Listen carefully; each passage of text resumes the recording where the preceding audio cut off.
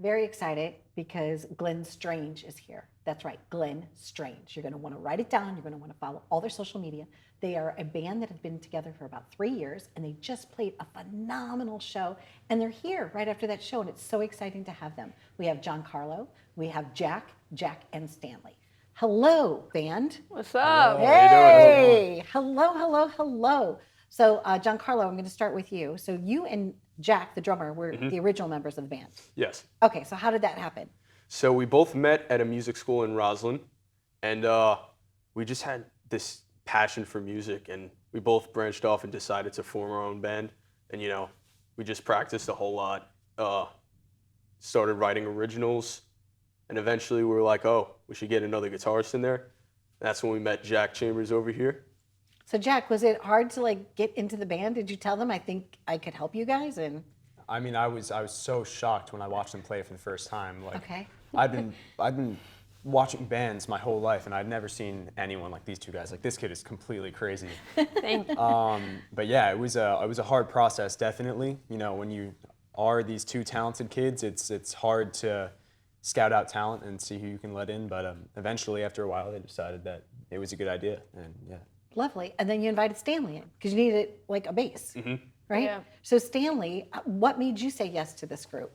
Well, I've obviously played with them for a while, so I knew that they weren't just messing around. They were serious about music. So I decided that it would just be a lot of fun to just be in the band. Now, do you actually practice in someone's garage? Me and the drummer, yeah. Okay. So We both have home studios, so we kind of switch on and off, Yeah. whose You house do. we're practicing at, yeah. Okay. And then afterwards, is there snacks? I mean, Oh, yeah. okay. Mom This makes is tough. the best cookies ever. Really? Okay, Jack. So is that true? Yeah. All right. So in order to entice your bandmates to want to practice, it's all about getting the cookies afterwards. It's all Yeah. about Yeah. the Pretty snacks, much, No yeah. right? cookies, no practice. No cookies. No practice. So crazy. So time and time again, you are forming this sound, and then all of a sudden you got a really big opportunity. What was that like? You opened for Kelly Clarkson. Yeah, basically, how it worked was we had this contest, and it lasted for 3 months, I think, and literally we were in 4th place at the end, and then, we didn't make it, but we were like, oh, okay, it's fine, because, we tried, and then they wanted to talk with us, a week or 2 weeks later after we did it, and they basically said, so here's your deal. We're gonna let you play outside of the Prudential Center, and yeah, that was basically how it happened. And the other day when we played, it was pouring rain, but we still played. You still played. I know. The show goes on, right? Yeah. But because you have electrical equipment, I guess, what did they do? They tented it out for you? Or Yeah. And people were coming up, and I guess they probably, did anybody stand in the rain to watch you? Oh Yeah. yeah, Yeah, a we lot had of a ton people. of people. And how did that feel? That your music was worthy of them getting wet? It felt That was great. awesome. People were very into it, and it's always a very fun experience to see people, into the music that you wrote, and yeah. The best part is their reactions. This kid, every show, he always has a fan. We always find Really, he's Jack? got someone that clings on to him, and they're just banging out with him the entire show, and it's so awesome to see. Yeah. I've gotten the opportunity to interview a lot of drummers.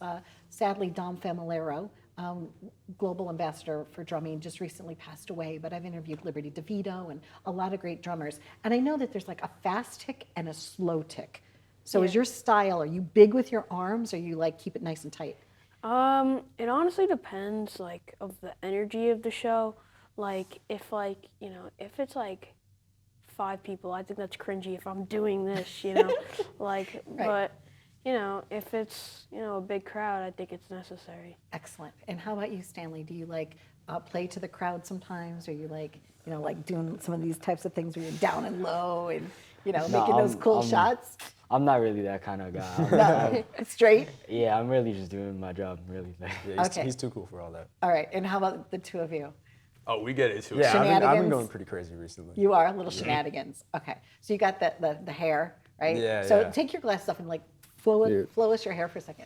There you go. So when you're playing, are you like making that work for you? Oh, well, it just does its own thing. It's got a personality of its own. So I don't really control it. It just goes where it wants. Cool. You know, in my mouth, and It's everywhere. It's like everywhere in my eyes. That's why I wear the glasses. Got to keep the hair out of my eyes. There you go. And Giancarlo, you were sporting a hat the other day. you Yeah, know? yeah, Okay. yeah. So a lot of times when people wear hats, it's because they don't have hair, right? So they're bald and they're trying to cover it up. But you have nice hair. You have good Yeah, hair. it was a very cold day. It so, was. Oh, there you go. So, Yeah. But your guitars, is someone like helping you with them? Do you have more than one? What happens if like a guitar string breaks on set? You know, like what are some of those things that happen to bands? Like, So both of us have actually broken a guitar on stage. Okay. Yeah. More recently, me. So we were playing an indoor venue, Mr. Beery's, and right after the second song, we didn't even get halfway through the set. My guitar just broke on stage.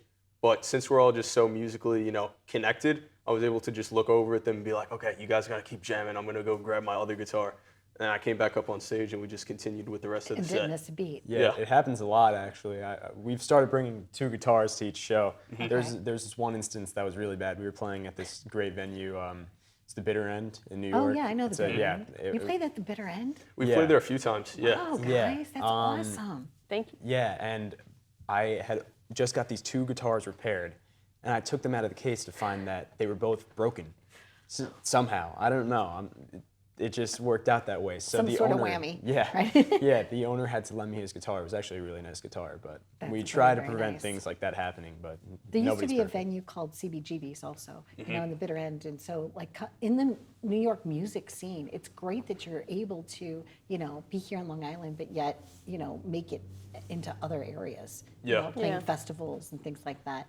What has your response been, I guess, Stanley, to like fans and stuff? Like, do you write back on social media if somebody says, hey, I saw what you did, or is somebody handling all your social media for you guys? Right, I think it's Jake. He's managing all our stuff. So I honestly haven't been on the social media like ever. Like I don't really look at that. Okay, you don't have to do it. Okay. Yeah. Yeah. But when someone like puts like a fire emoji, like we'll respond because, trying to be kind. Yeah. But yeah.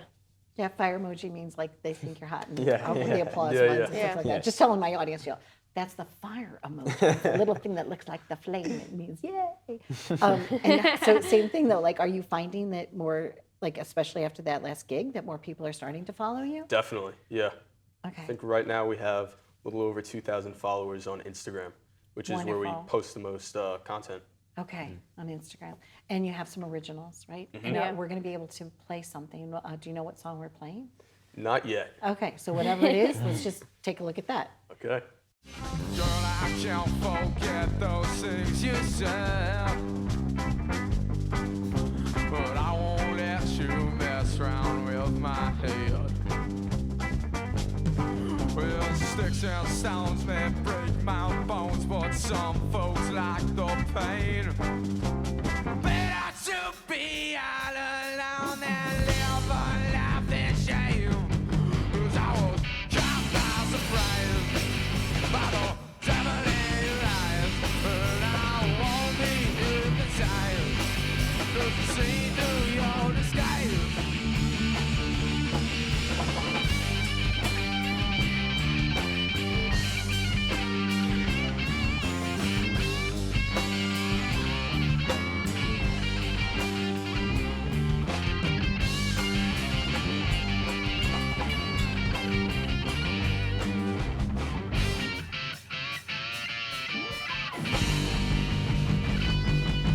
Cause I was caught by surprise by the devil in your eyes. And I won't be hypnotized, 'cause you see through your disguise.